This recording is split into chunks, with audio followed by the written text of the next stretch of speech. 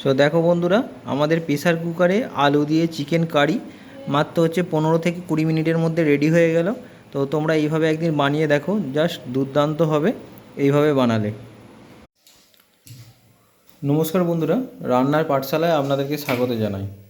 আমরা আজকে বানাবো হচ্ছে চিকেন কারি আলু দিয়ে, এবং সেটা খুব শর্টকাটে কুকারে। তার আগে হচ্ছে আমি কড়ার মধ্যে চিকেনটাকে একটু সেট করে নেবো। তার জন্য এখানে আমি নিয়েছি গোটা গরম মশলা। এই মধ্যে রয়েছে শুকনো লঙ্কা, গোটা গোলমরিচ, জিরে, তেজপাতা, দালচিনি, এলাচ, লবঙ্গ। জাস্ট এটাকে হচ্ছে এই গরম তেলের মধ্যে দিয়ে দেবো, দিয়ে হচ্ছে একটু আনিয়ে নেবো। এবার এর মধ্যে দিয়ে দেবো হচ্ছে কুচিয়ে রাখা পেঁয়াজটা। এবং এই রান্নাটা আমাদের হবে খুবই ফাস্ট, তাই আমি হাই ফ্লেমে রান্না করছি। তবে মশলাটা একটু করার সময় ফ্লেমটা একটু কমিয়ে দেবেন। তো আজ যে রান্নাটা করব ওইটার মধ্যে মানে খুব স্ট্রং ফ্লেভার রাখবো আমি, কারণ বৃষ্টি হয়ে ওয়েদারটা আজ একটু হালকা ঠান্ডা হয়ে গেছে। তো হচ্ছে সেই জন্য একটু স্ট্রং ফ্লেভারে রান্নাটা করব, এবং খুবই মানে ফাস্ট রান্নাটা করব। এটা চিকেন হলেও রান্নাটা অতক্ষণ বেশি সময় দিয়ে করার মতন সময় নেই। খুব অল্প সময়ের মধ্যে কিন্তু খুব টেস্টিভাবে এই চিকেনটাকে বানানো যায়। তো যাদের হাতে সময় কম থাকে, যে খুব কম সময়ের মধ্যে তাড়াতাড়ি হচ্ছে যেদিন রান্নাটা করতে হবে, স্পেশালি এই দিনকে হচ্ছে রান্নাটা আপনারা এইভাবে সারবেন, খুব তাদের রান্নাটা ভালোও হবে এবং তাড়াতাড়িও হয়ে যাবে। তার জন্য সবার প্রথমে হচ্ছে পেঁয়াজটাকে একটু ভেজে নিতে হবে। হাই ফ্লেমে পেঁয়াজটা ভাজবো। এবার পেঁয়াজটার মধ্যে দিয়ে দিতে হবে একটু নুন, তাহলে এটা ভাজতে তাড়াতাড়ি ভাজাটা হয়ে যাবে। তো দিয়ে দিচ্ছি এটার মধ্যে বেশ খানিকটা নুন দিয়ে দিলাম। আমি আর কোথাও এখন নুন ব্যবহার করব না। লাস্টে যদি দেখি নুন কম লাগবে তখন হচ্ছে একটু নুন অ্যাড করে দেবো। আর এই নুনটা দিয়ে পেঁয়াজটা ভেজে নিলে হয় কি, পেঁয়াজটা খুব তাড়াতাড়ি হয়ে যাবে। তো আমাদের পেঁয়াজটা মোটামুটি হাফ ডান হয়ে গেছে।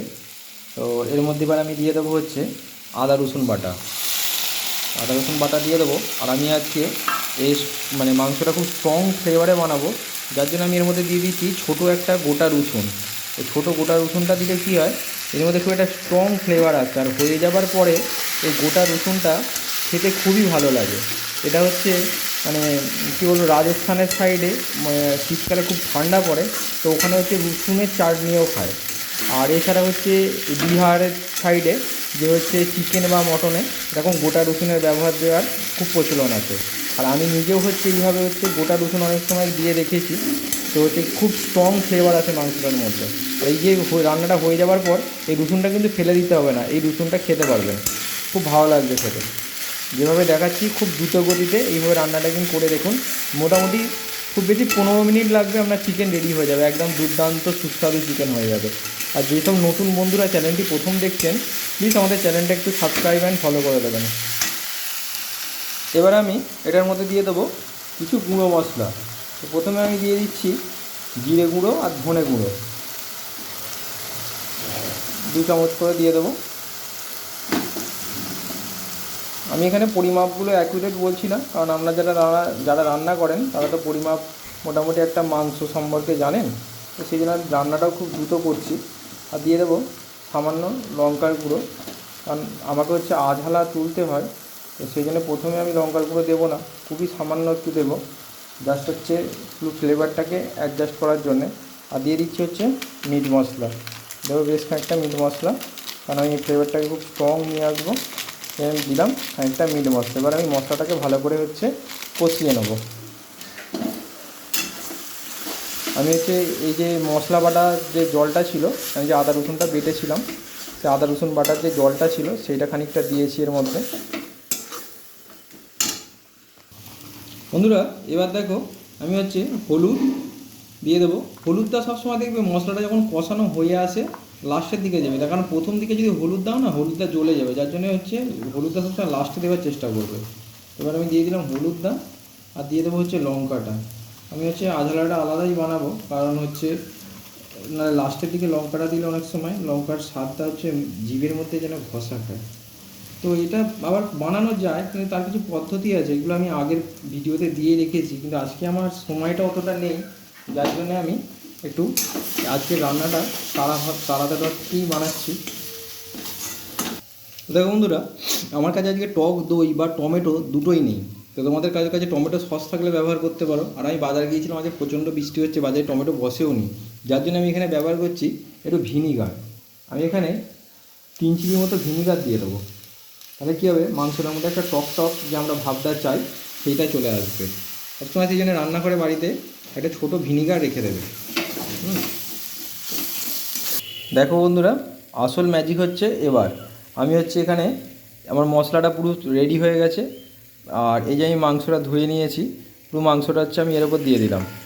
এবার আমি আলুগুলোকে ভাজিনি, কিন্তু আলুগুলোকেও দিয়ে দেবো এর সাথে। দিয়ে এই মশলাটাকে দিয়ে মাংস আর আলুটাকে কষিয়ে নেবো একসাথে।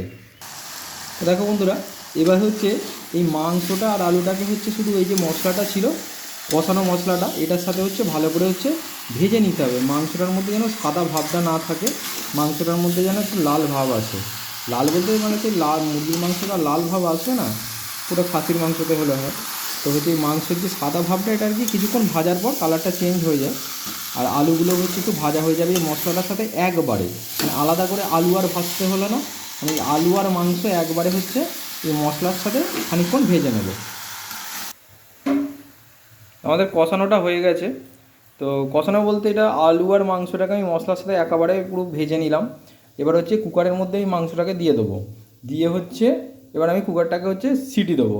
মোটামুটি তোমাদেরকে আমি এটুকুনি বলতে পারি 15 মিনিট বা ম্যাক্সিমাম 20 মিনিট লাগবে সম্পূর্ণ রান্নাটা তোমাদের কমপ্লিট করতে। এবং যেদিনকে তাড়াহুড়ো আছে এইভাবে রান্না করো। এবং অনেক সময় অনেক স্টাডিতে দেখা গেছে রান্নাকে খুব বেশি কষিয়ে করলে তার পুষ্টিগুণ অনেক সময় নষ্ট হয়। আর তাই এইভাবে রান্নাটা করলে খুব বেশি কষাতেও হচ্ছে না, কিন্তু এর পুষ্টিগুণ বজায় রেখে একটা সুস্বাদু খাবার তৈরি করা সম্ভব। এবং আমরা বাঙালি, আলু ছাড়া আমাদের চলে না। তো এই আলু দিয়ে চিকেনটা তোমাদের কীরকম লাগলো দেখো। এই বন্ধুরা দেখো, আমাদের মাংস পুরো রেডি। আমি এবার কুকারের মুখটা এঁটে দেবো, এর মধ্যে জল দিয়ে দিয়েছি মাংস আর আলু দিয়ে। এবং চেষ্টা করবে অবশ্যই গরম জল দেওয়ার, তাহলে আরও রান্নাটা তাড়াতাড়ি হবে। না ঠান্ডা জল দিলে সিটিটা পড়তে আর একটু বেশি টাইম লাগবে। তো আমি এবার এটা দিচ্ছি। এখনও পর্যন্ত আমার এই রান্নাটা টোটাল মোটামুটি 15 মিনিটের কাছাকাছি চলছে, কিন্তু তোমাদেরকে আমি 7 মিনিটে দেখাচ্ছি।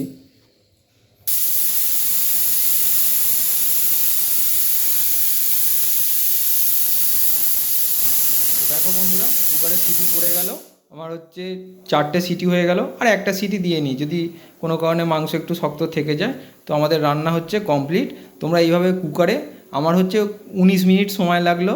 পুরো 19 মানে 4খানা সিটি অলরেডি পড়ে গেছে, আর এই একটা সিটি ফেলে দেবো। মানে 20 মিনিটের মধ্যে পুরো রান্নাটা আমার সমস্ত কিছু সম্পূর্ণ হয়ে গেল। তো থ্যাংক ইউ ফ্রেন্ডস, তোমরা বাড়িতে এইভাবে তাড়াতাড়ি একদিন কুকারে মাংস রান্না করে দেখো।